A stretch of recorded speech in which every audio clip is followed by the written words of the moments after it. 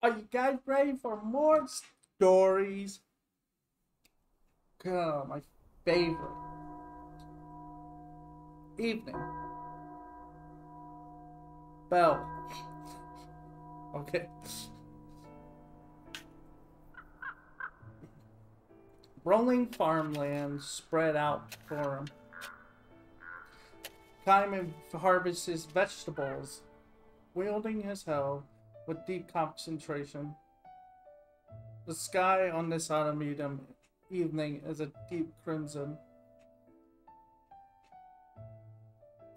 Maybe we should call it a day, says the heavy-set woman who owns the farm. She drops an armload of vegetables into the basket. Kai nods and wipes the sweat from his brow. You're a tremendous help, says the woman. Look how much we've done. Kai responds to her phrase with a slight nod. You still can't remember where you came from, she asks. Oh, afraid not. Well, the way you work, she says, with an easy laugh. I don't care if you're from the moon. Seriously, Kai.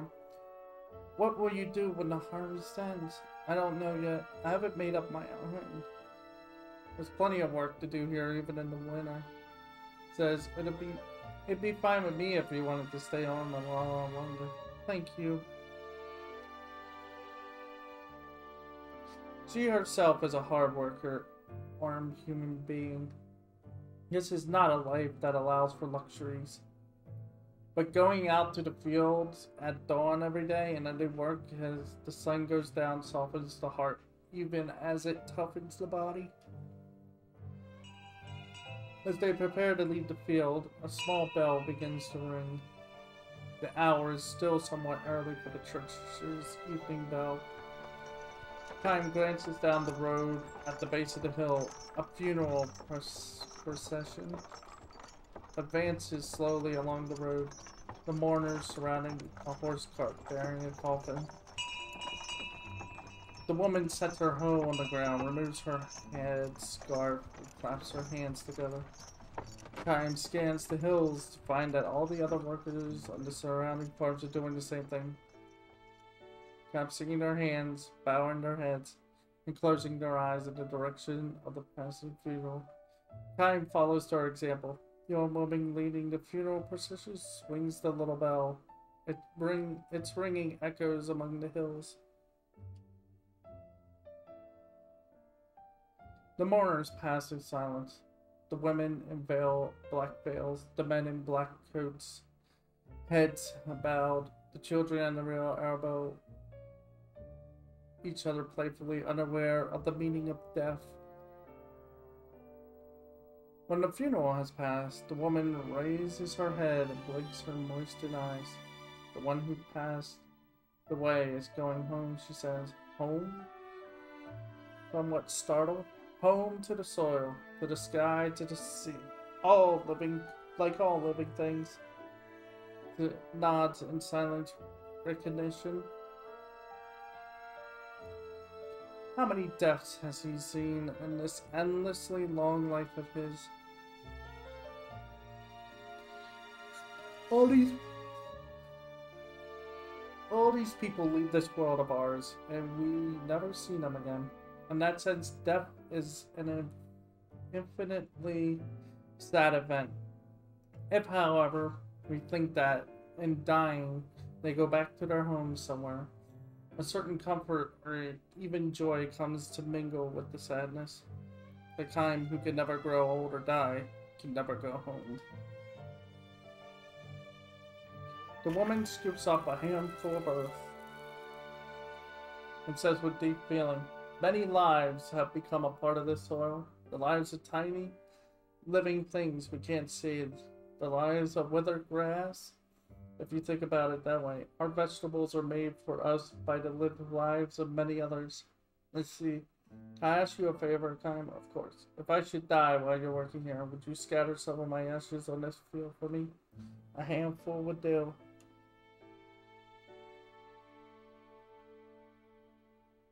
Kime is at a loss for words.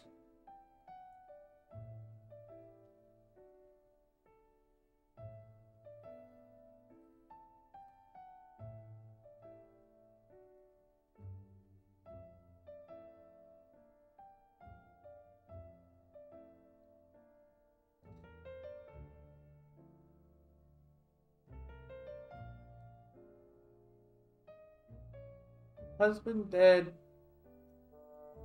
children on their own. The woman lives by herself on the farm. Kind knows that if he goes on working here, like it or not, he will eventually have to watch over the woman's deathbed.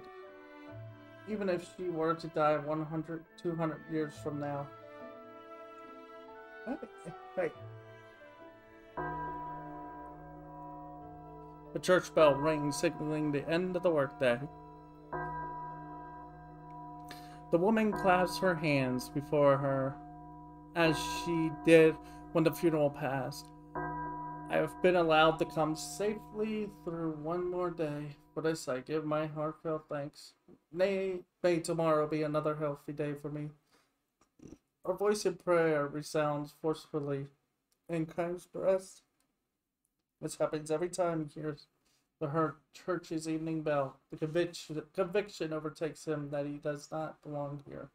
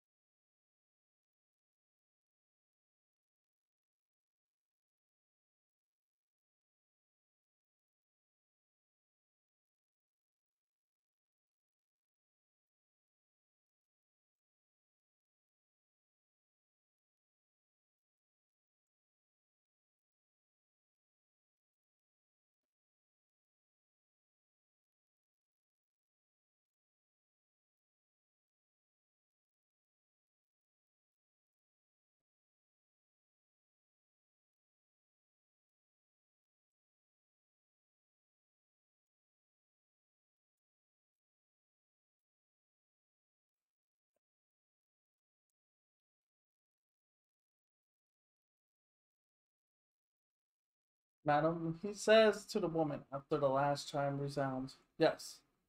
Wouldn't you say that people give thanks for each saved day and pray for good fortune in the day to come because they know their lives will end? Well, what's wrong, Kyle? I will be leaving the village when the harvest is over. Why all of a sudden? What happened? I have no life to. I have no right to live here. Ignoring her, our stupefaction, just the visual basket in both arms. He takes another good long look at the setting sun. Where will you go, Kine, if you leave here? I don't know, somewhere. Are you just gonna keep wandering like this? I don't have any place to go home to, says Kine. Hoisting the basket onto his shoulder, he starts down the hill. His back glows red in the setting sun. Wait, that's it? Oh, there's gotta be more to that. There has to be another one, part 2 to that. Because that ended really short.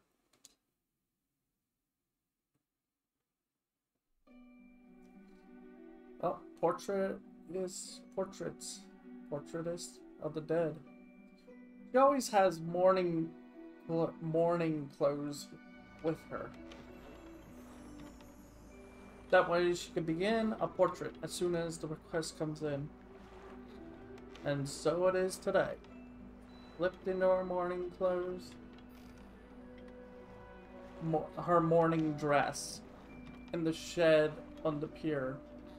Towards the downstream ferry. Her hands are full. One holds the case with her painting tools, and the other the garment bag for her mourning dress. She has heard that a rich man lies dying in the town 20 kilometers downstream.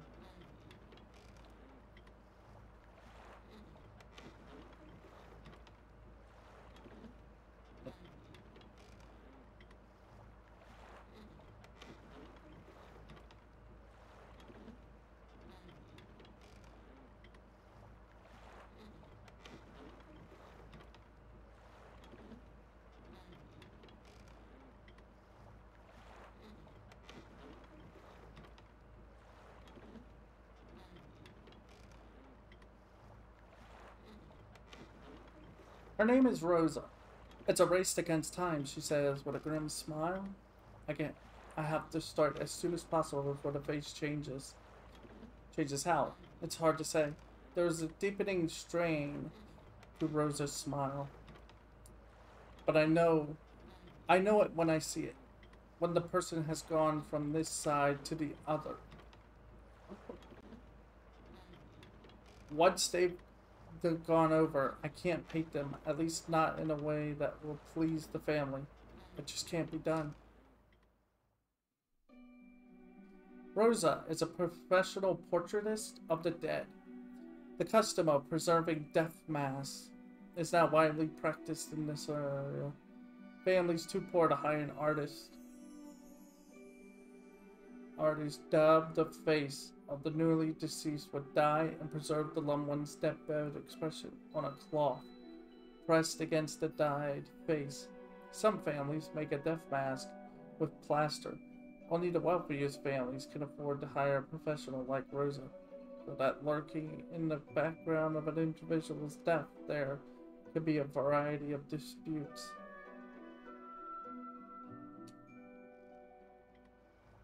I have heard families quelling over the inheritance behind my back even as I sit there sketching the dead person. One widow presented my portrait of her husband to the court to prove that he had been poisoned. Another time, some loan sharks waited until the moment the man died and charged right into the house. One husband tried to spit in his wife's face as soon as she gave up the ghost. Apparently, she had been unfaithful to him for years. Tells her stories with utter detachment. She reveals no emotion at all. This, she says, is indisputable to becoming an outstanding portraitist of the dead. You have to open your sketchbook and get your brushings going with a family members. With bereaved family members right there, overcome with grief. There's no way you can produce a good portrait if you become emotional and allow yourself to be swept up in the emotions of the other people in the house. Nod. His only connection with the woman is to have boarded the same boat and sat at the same table in the cafe on deck. Only a few minutes have passed since she started volunteering her story, but that is all it has taken for kind to perceive the hint of nihilism lurking in her beautiful features.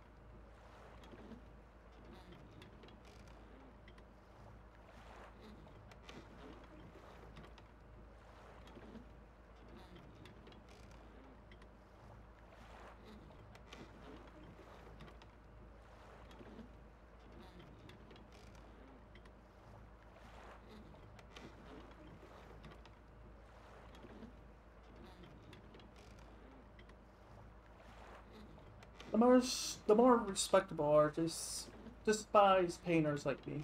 That, well, half of them accuse us of making our living for people's deaths. The other half look down on us for not being moved by what we do. I see their point. I mean, the emotions are what give rise to all the art. Whether it's painting, sculpture, music, or literature. We don't have emotions like that. We're nothing but craftsmen. Speaks without a hint of either self-mockery or pride. Her tone suggests that she is merely stating the obvious in an obvious way.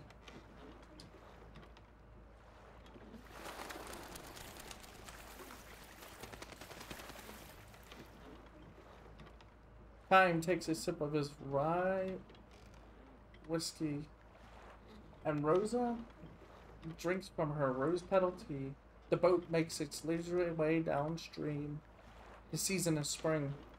The river is high with snowmelt, and whitewater birds have settled on its surface.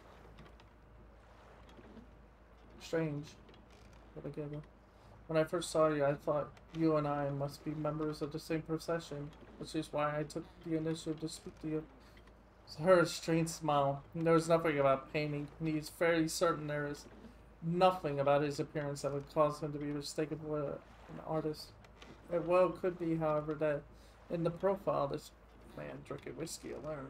In the afternoon, Rosa has recognized the hue of a nihilism like her own.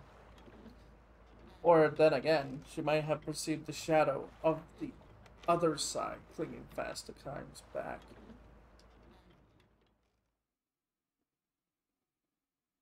Until a few days ago, Chaim was on a battlefield. There, he witnessed the killing of many enemies and many allies, but he was unmoved by any of it. Such youthfulness had long since vanished from him. Though outwardly changed, Chaim has lived through several centuries.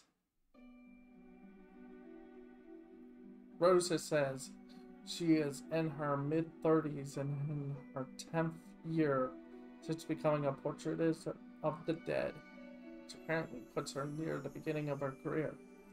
If you wouldn't mind, she asked, I have a few more things I'd like to discuss with you. Chaim nods silently in compliance to him and gives him her first helpful smell of the day. Portraits of the dead are never present while the subject is dying. The very fact that such a professional has been called means that the person's death is imminent. And so there is seen as a presence of ill omen and even defilement. A family member or friend who has been at the bedside dares to broach the subject quietly in a room. Don't you think it may be time to call a painter? The answer, whether too soon for that, or I think you may be right, it's delivered in guarded tones. Introduced to the family by the church, the portraitist never enters the house by the front door. Rather, he or she goes around the back and is shown to a room where the sun cannot penetrate. There, the painter changes into mourning clothes and waits for the announcement of the death. Eventually, a quiet knock on the door is followed by a summons to appear, and the painter, dressed in mourning, sets to work. Not all deaths occur at the end of long lifetimes, of course. All too often, the painter must depict the face of one who has died young, of illness or accident. The face that emerges in the artist's sketchbook radiates a delicate privacy of one who has just crossed the border dividing life from death. One who has only moments before transit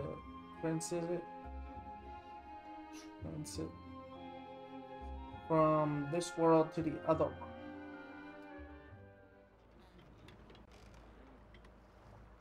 The work presented to the family as an oil painting done from the sketch.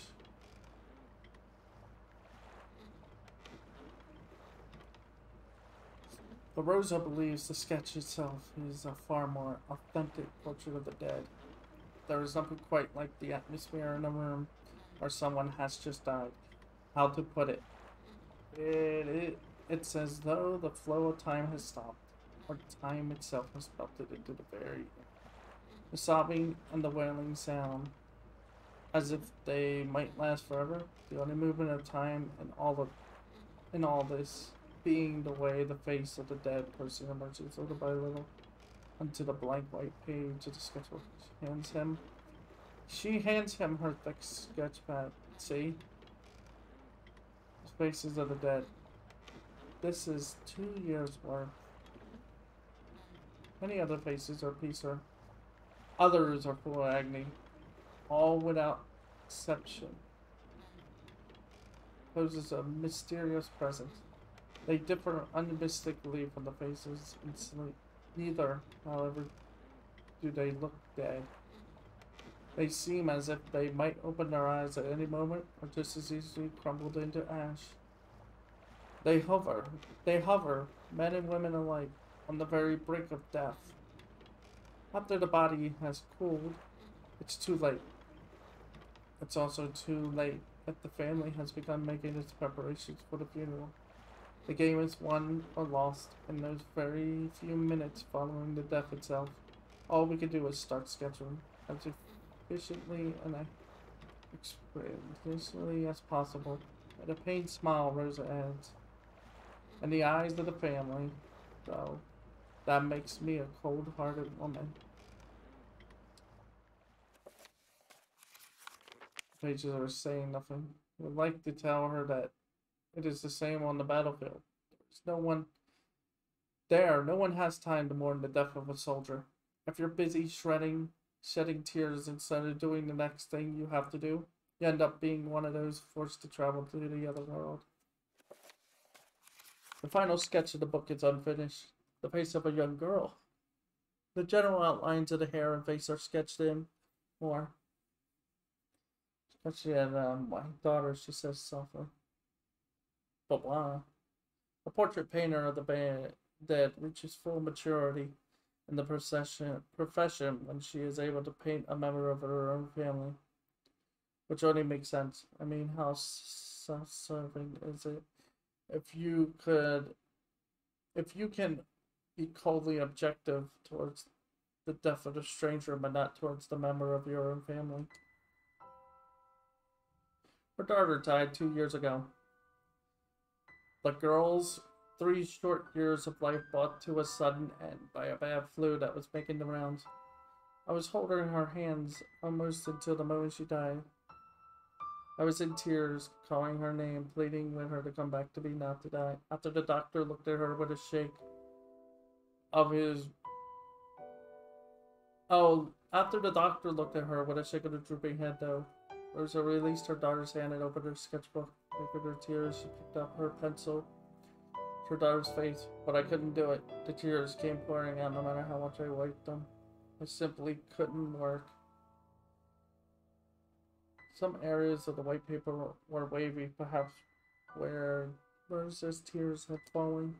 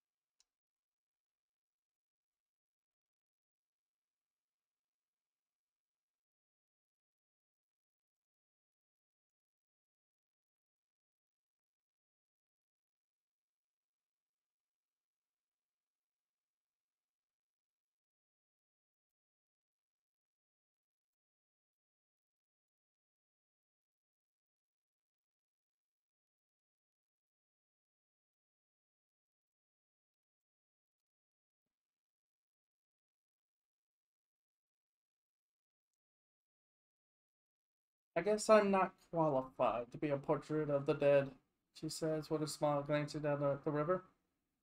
But still, if I had to choose one work of art to leave behind, this would be it.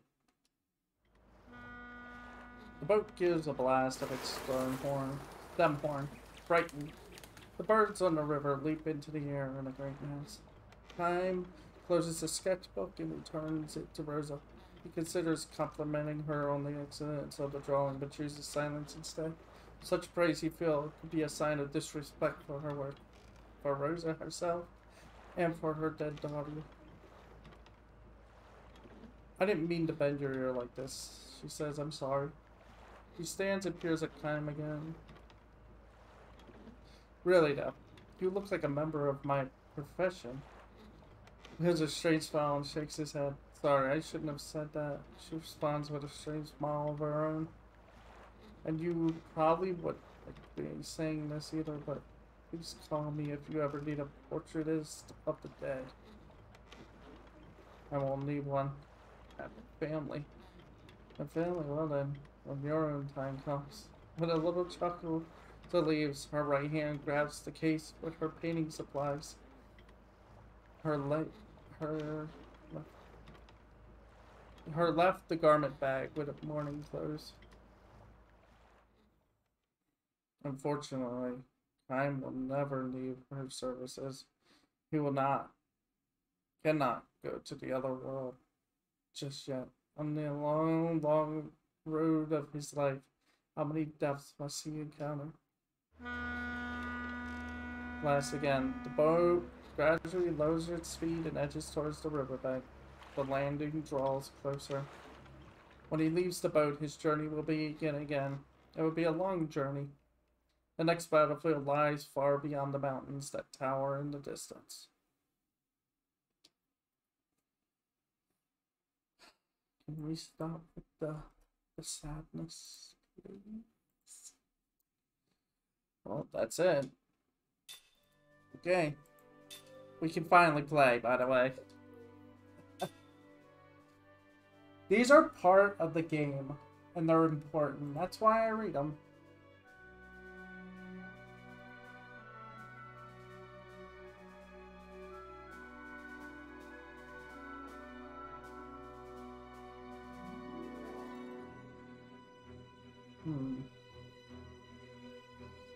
Hang on.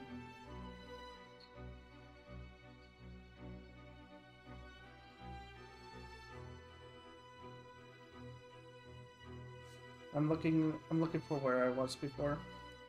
I mean, I can load this. Okay, here we are. We are here. We are here in the back. Apparently the bookmark doesn't work in this site that I'm using as a guide. It's disappointing. We grinded everything. We have everything set up. We have all the stuffs. Excuse me. Anti-pyrosis is not working. Right now we need anti-calion. Anti-clown. Actually, no. I'll do... No, anti-calion might be better because... Then again, I've been being hit by sleep more. Calion I can bypass and just do things with. What's that? Yeah, all of it is done.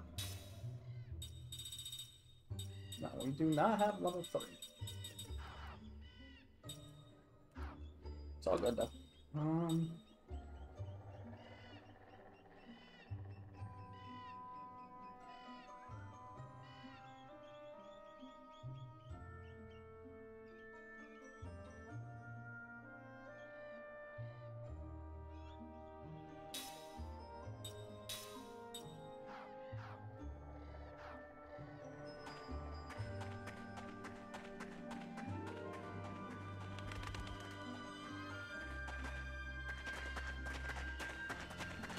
It's a shoot. It's Max. I wonder if he slipped. You know, that kid's not too bright after all. Black must be ahead of us. Let's go.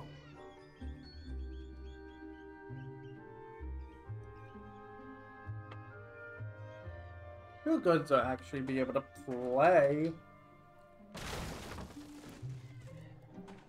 But, okay, apparently this is another. Oh boy, my favorite.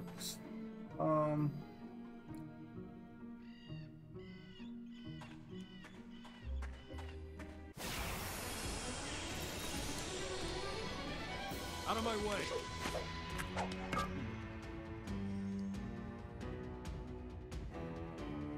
What in the world? Oh, hello. So, funny story about that. Funny story about Silver Kellion's.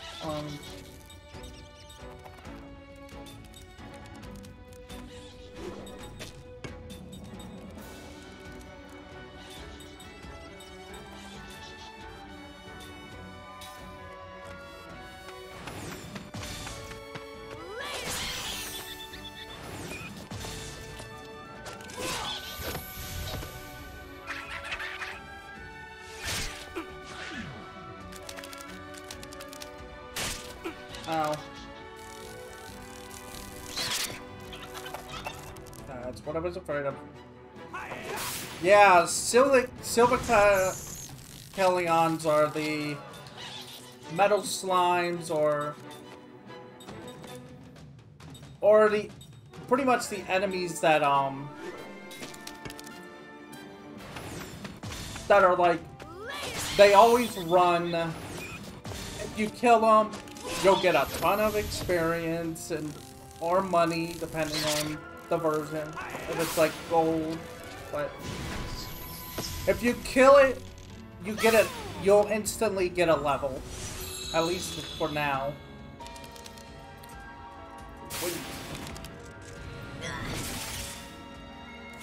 What we want.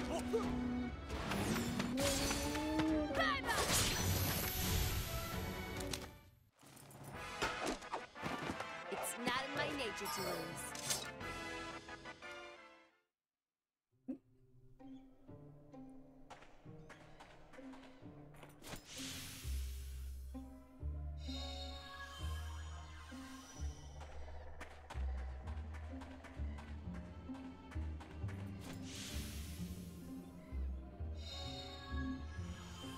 Third.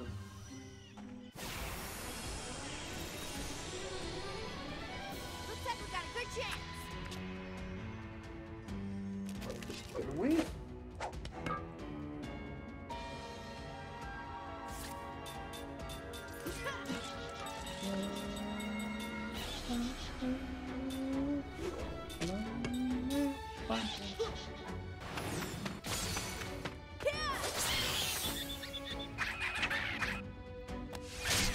Ow.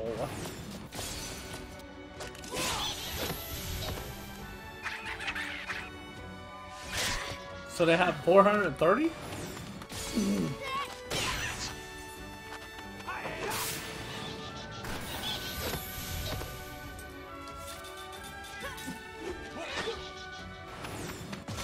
That's a lot of health, though.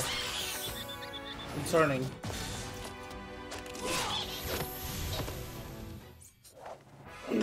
What a waste of time.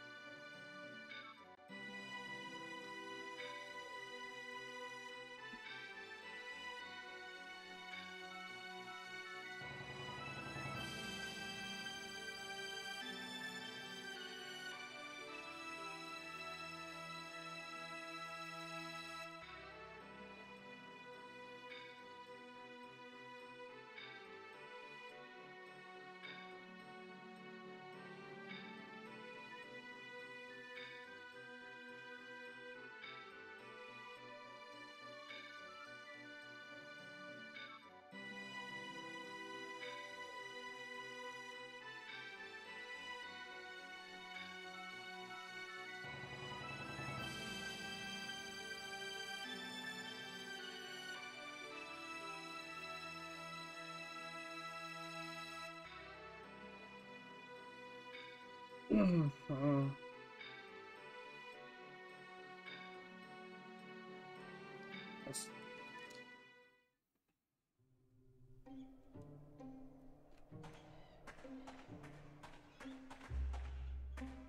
This way? Whee! Okay.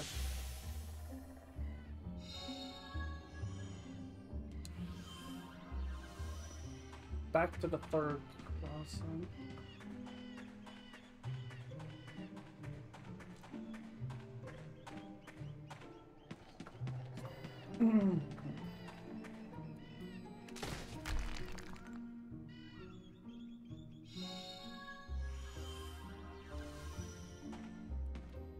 What am I at? What is my health? Good.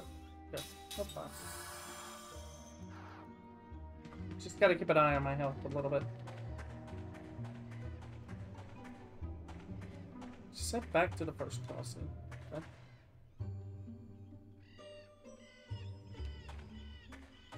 Pick the shrooms.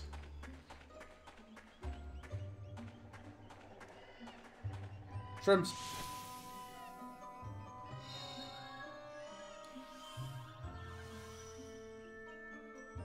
No.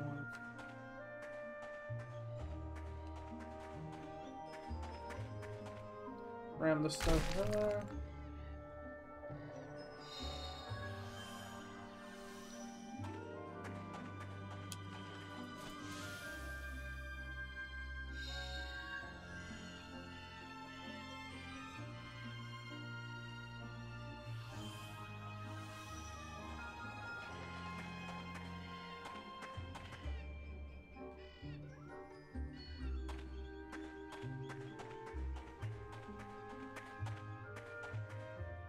Apparently this isn't a bad battle.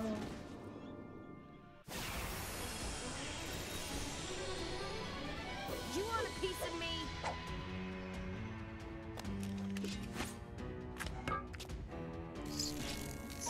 Whoa!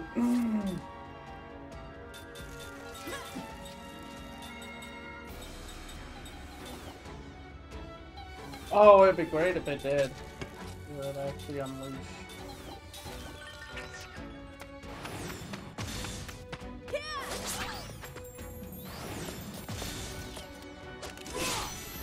That's just gonna hurt. Oh yeah.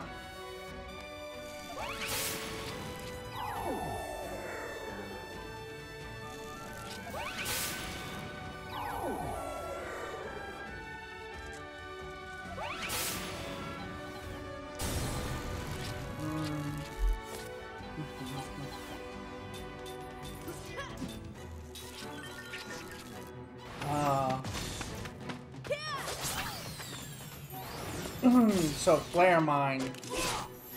That if I attack, whoa. And now, if I attack the bug now, it's gonna throw flare at me.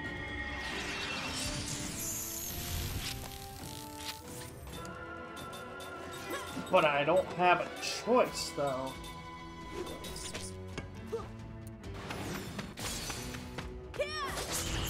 There it is. Prism!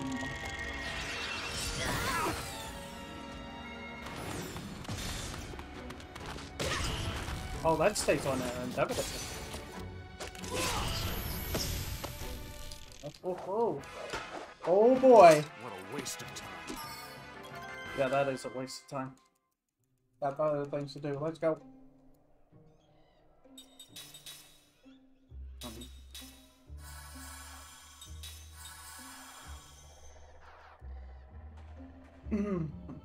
For the battle on the fifth cross. South. Ram into this. For, you guessed it, another seed. They're everywhere. Just kick.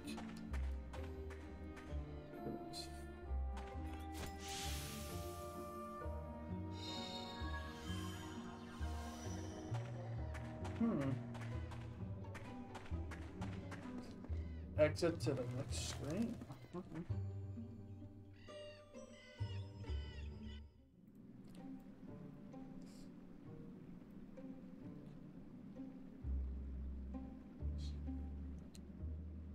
This is Chamber of the Stone Tablets. Pictures. You mean these over here?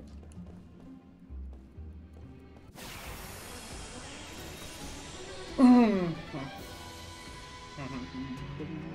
this is getting old real quick.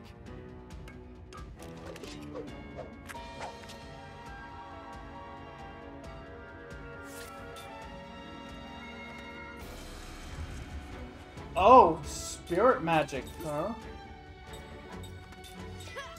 We might need to deal with that.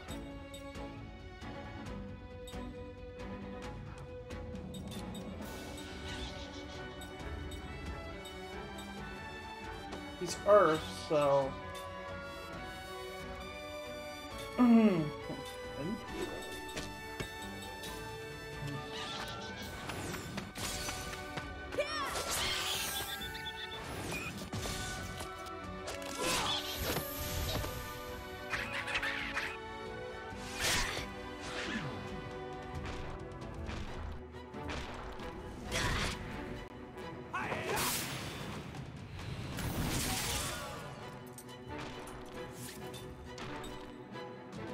It's in the back row.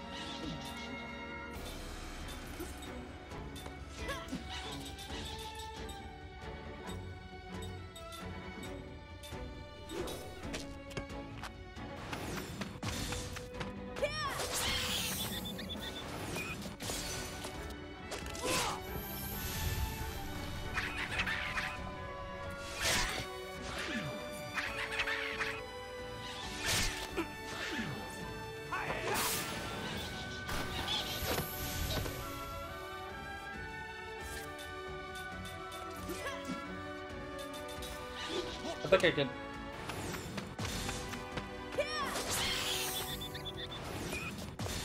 No. Oh, okay, we got the crit. It's like taking candy from a baby. That's right. Okay. Give me this. Give me this.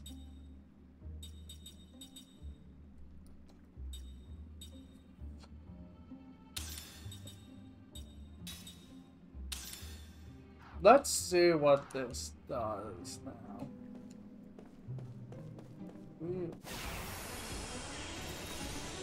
It says you can get that. It really doesn't help that it's like, oh.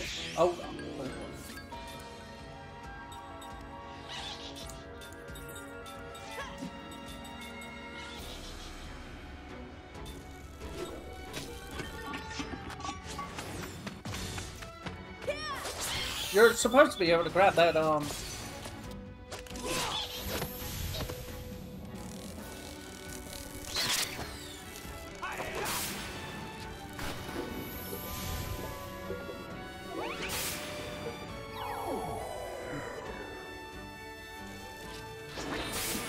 Oh, that's the... Yeah, that's the bigger one. That's the big spell. Don't want that hit. Gotta be honest. We don't want to be hit by that again, do we?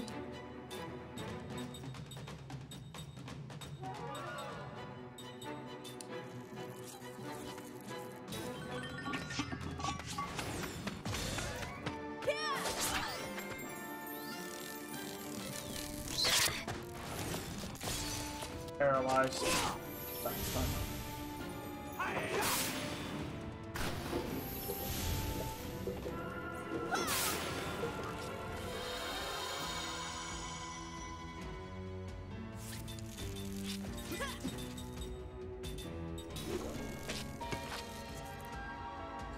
Okay, Sap, thanks. Thanks for the interview.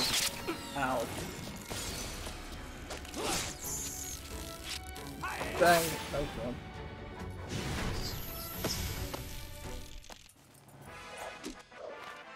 I am the greatest.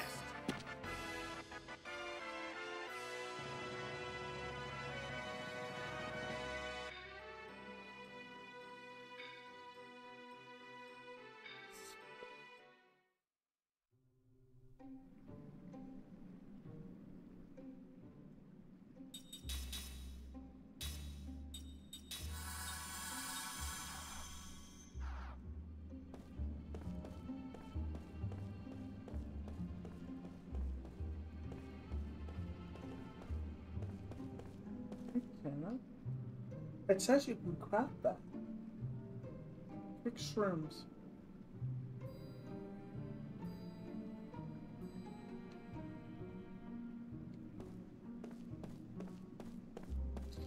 Oh, there. Okay. You know, kick the ones that are hidden in the far corner to the point where it's like, you can't actually see them. Okay. That's what they meant. You know, the invisible one is kind of, yeah. Love this game. Just kidding. What's this? Then step in the code. What if I push this button? If I touch this, what happens? Leave this place at once. If thy life is dear to thee, fury shall befall those who defile this holy shrine. Well, that's it. We're out. I guess we can't find Mac now.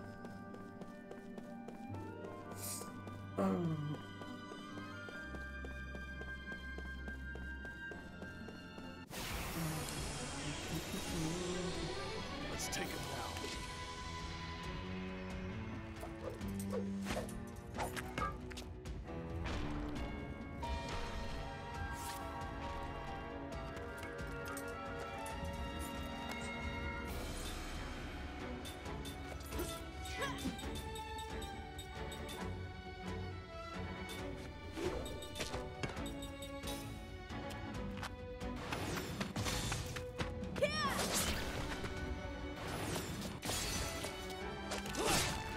Yeah, now that's damage.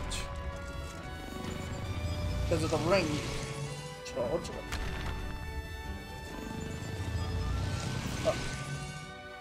It's charging.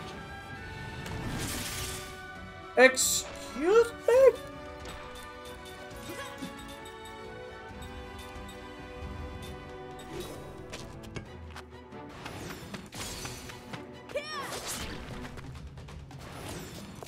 I thought that would kill him.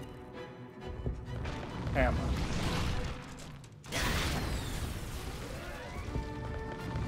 Oh, and she's dead.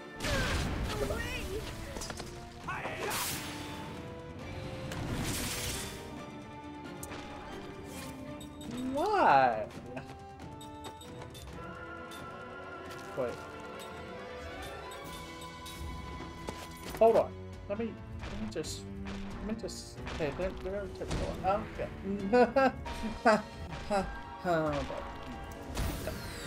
There we go.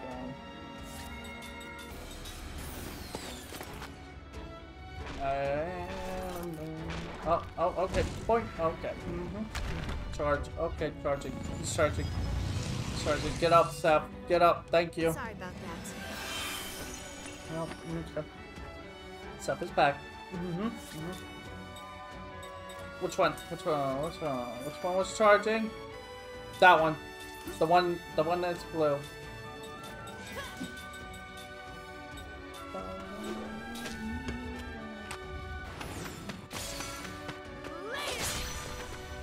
No. Now it's dead.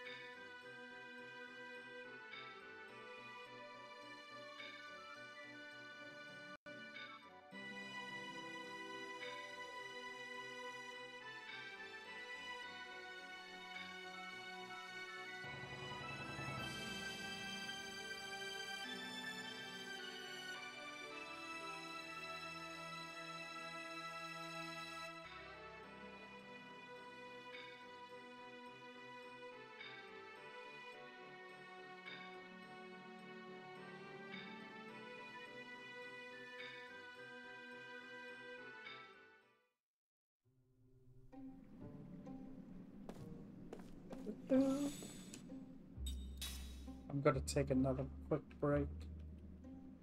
We're getting closer, thankfully. So I'm gonna actually just, yeah, I can finally get my stats out. Do not like the fact that I died, that Seth died there and I had to use an item. What?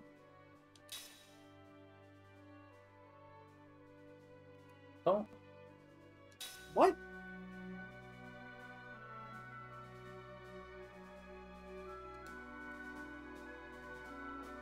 Come on. Come on. What the?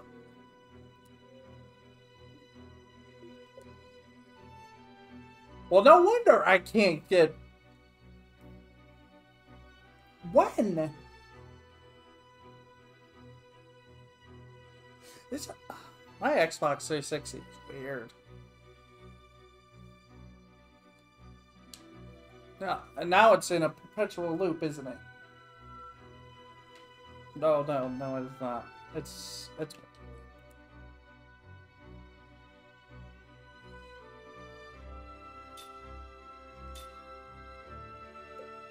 Because, newsflash, we need the DLC.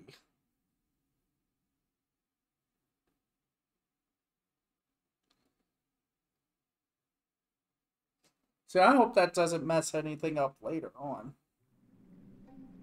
It's so... That's really bad. Alright, I'm gonna take, like I said, a quick break. And then we'll finish this disc.